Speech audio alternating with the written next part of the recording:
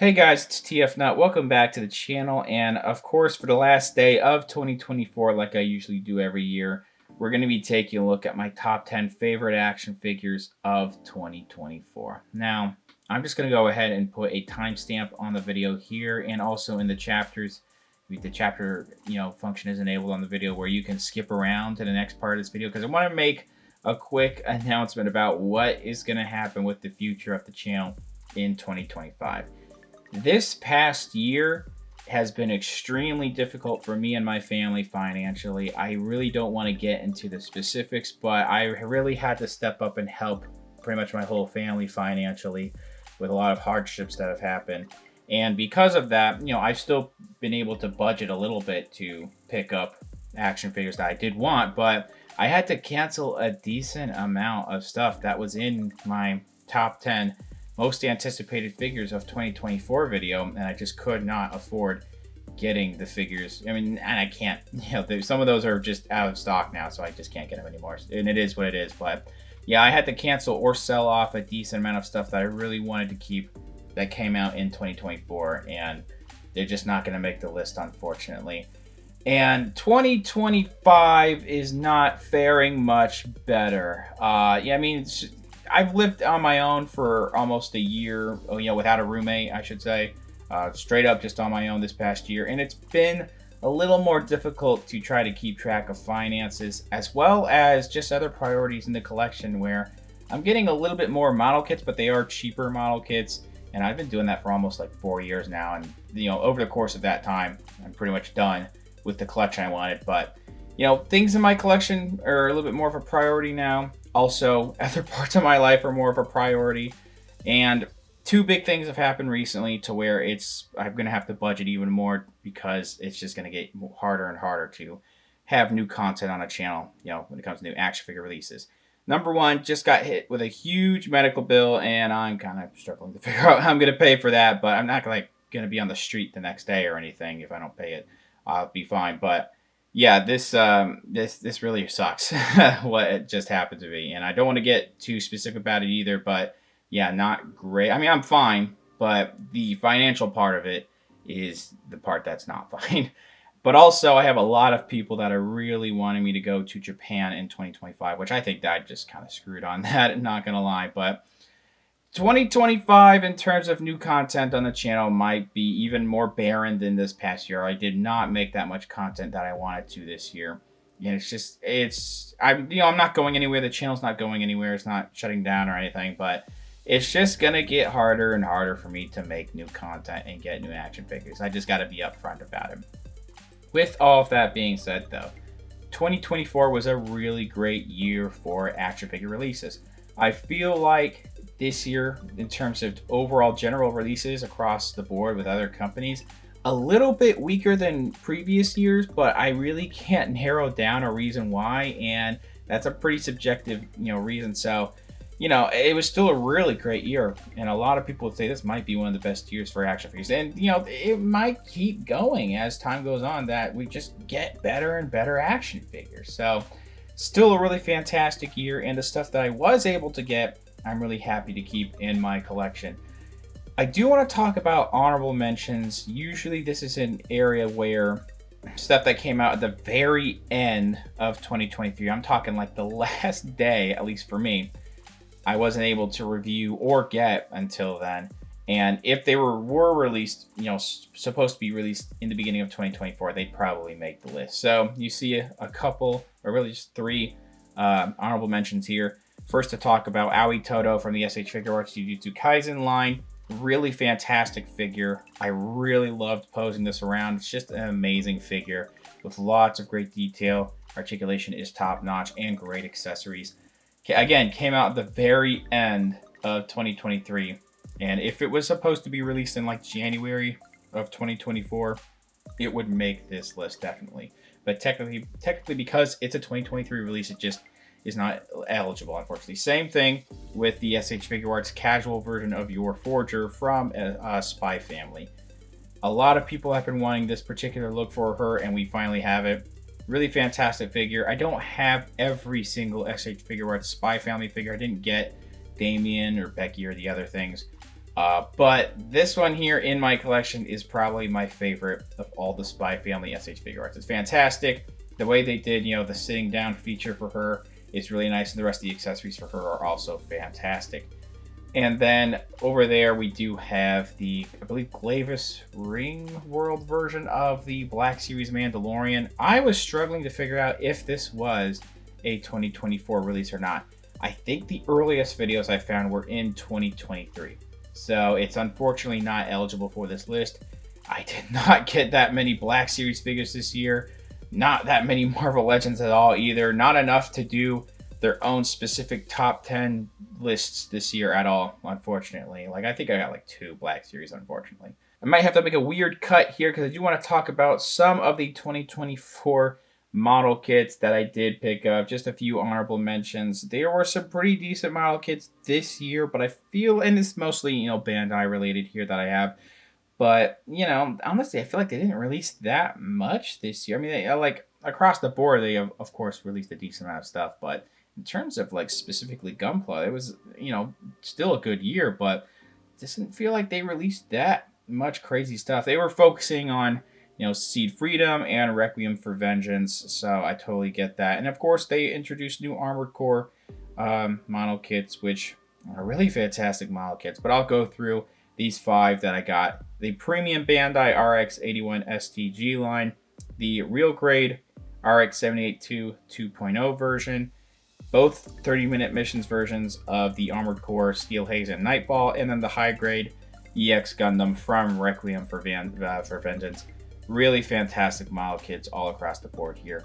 Okay, let's finally get to the actual top 10. Coming in at number 10 is going to be the McFarlane Toys DC Multiverse Azrael Batman Armor Batman Knights End version. Now, this here, it was a toss-up between this and the Armored Batman from Batman v Superman, which is not going to be on the list now, unfortunately. Really awesome figure, but what this figure does here over that is it just feels more feature complete. You'd have to buy another gold label pack to get a couple more accessories for that Armored Batman compared to what you have here. Now, yes, this could definitely use some extra hands, maybe just some extra accessories overall of things I'm kind of blanking on.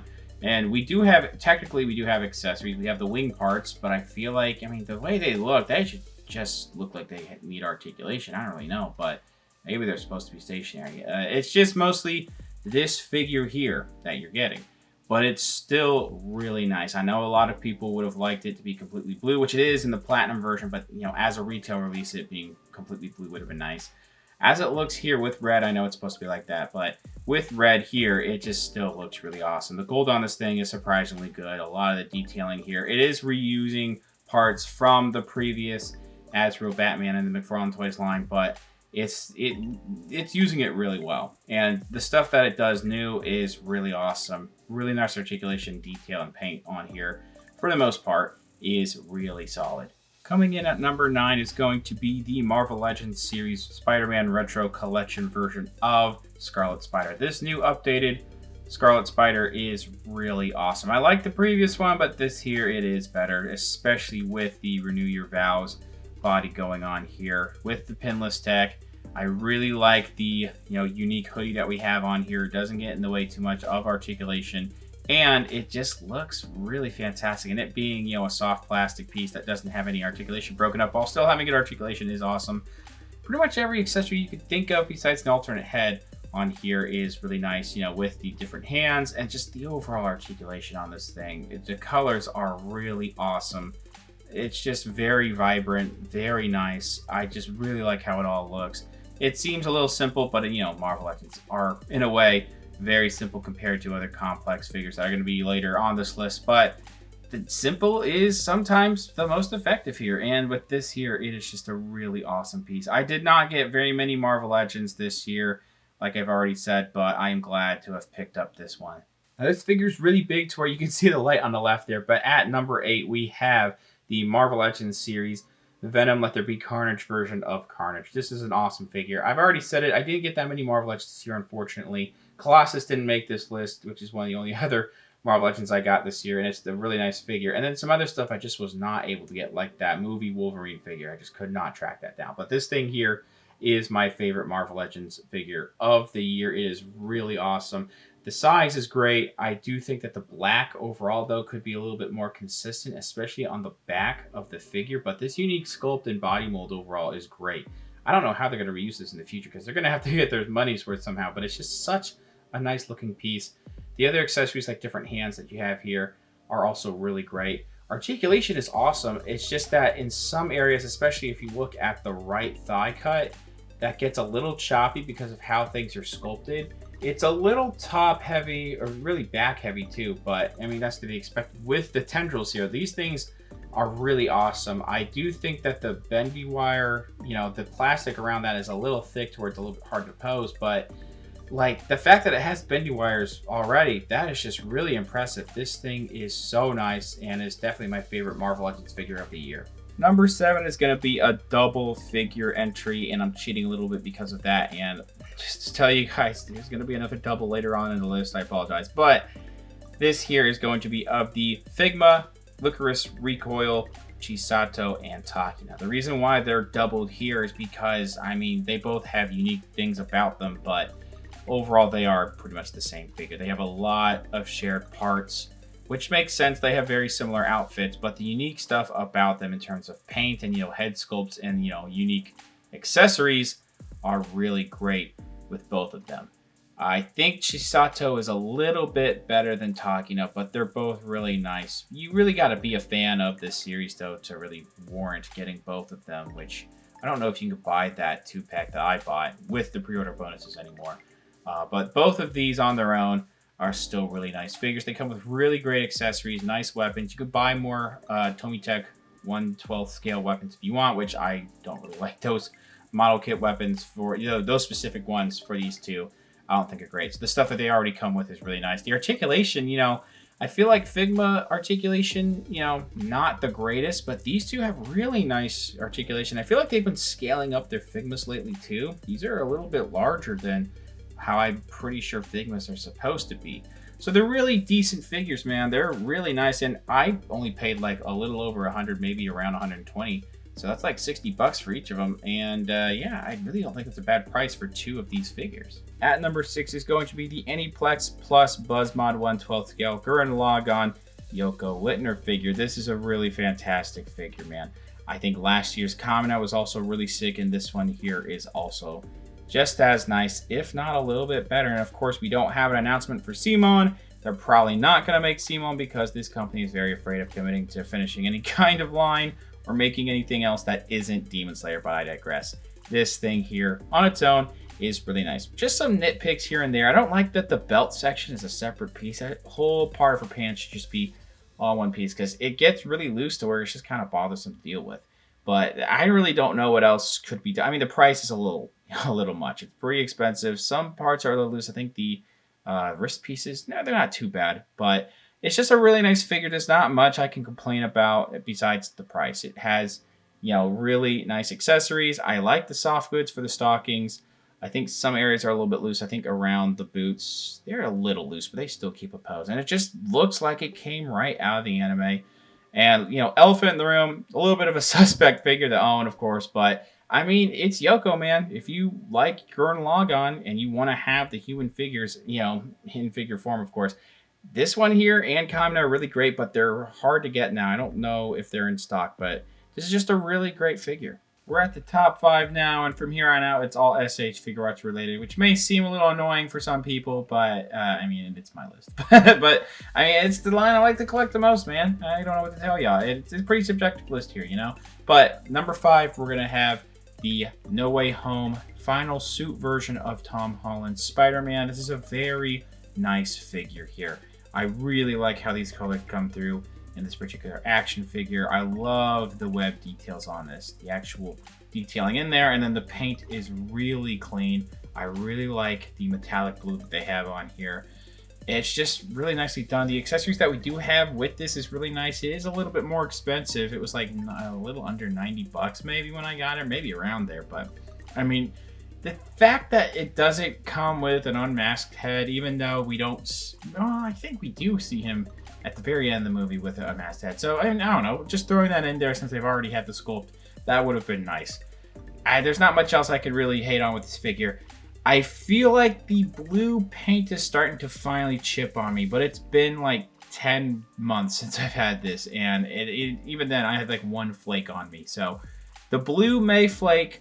Some things about the engineering, you know, how they do the crotch area with some of these Spider-Man figures, I'm not in love with that either. And then there's some weird things like not consistent blue, where there is red in the elbows if you look in there. Like it's just a huge red section in the elbows where it should be blue, you know. But it's just such a nice figure. Very fun to pose around. I'm sure the Moth-X might be better than this one, but I'm glad to own this one. At number 4, I am again cheating a little bit. It's the last time I'm cheating here with a double entry, that being the SH Figuarts Jujutsu Kaisen Hidden Inventory Arc versions of Satoru Gojo and Suguru Geto. Both of these figures are really nicely done. A lot of people were super hyped for them, but this is pretty much, at least for now, where the SH Figuarts Jujutsu Kaisen line has kind of ended. Absolutely no word on any other figures, and that doesn't factor into the entry here. I just think it's kind of wild that we haven't had that much stuff, but I digress. Both these figures are still really nice. I just feel like for the price that they were, which they were really expensive, like if you want a Big Bad Toy Store, they're like 80, like almost $90, and they really don't come with that much stuff. I mean, Gojo's a bit of a better deal because at least he comes with a cursed effect, but we don't have anything like that with Geto. I mean, both of them are really nice. I put them together because you kind of can't really have one without the other if you're going to be a Jujutsu Kaisen completionist, unless you want to get maybe an extra one of these Gojos for some type of custom. But both of them still are great with nice articulation, cool features. I do like the pocket feature that we have with both of them here. That's why I've displayed them like that for now. They're both really nicely done in these, particular versions. I just wish the line kept going. Again, not very relevant to my entry, but yeah, man, I just wish it doesn't end here, At number 3 is going to be the Romance Dawn version of Nami in the SH Figuarts line. I was kind of doubting this line a little bit from the things I've heard about some of the Onigashima figures being a little hit or miss, but so far, we've only had 2 Romance Dawn figures in the line, and both of them have been fantastic. This one here, and you can kind of take a guess where Luffy's going to place, but this one here particularly is just really nicely done. This looks just like Nami in the early arcs. They did a really great job capturing her. All the accessories that she comes with are really great, with the staff that you see here, the treasure chest, all the different face plates and the different hands. Articulation on this actually isn't too bad. You do have a bit of a weird cut around her back to allow for bending back motions for the articulation, but it really doesn't, it's not very noticeable. Sometimes they do that with other figures and it is noticeable. Not so much here. It's just a really solid figure. Only problem, I think the back of the knees, if I really have to nitpick, they look a little weird, a little too much like discs, but there's really not much I dislike about this figure. I like it a lot, and it was only like $65, I think. So yeah, a really good deal. At number 2, I'm going to put the SH Figuarts Romance Dawn Luffy. Going to be a little bit of a broken record here with the Nami entry and say that the Romance Dawn figures so far, even though we've only had 2, are really, really awesome. Some of the best One Piece figures in the SH Figuarts line so far.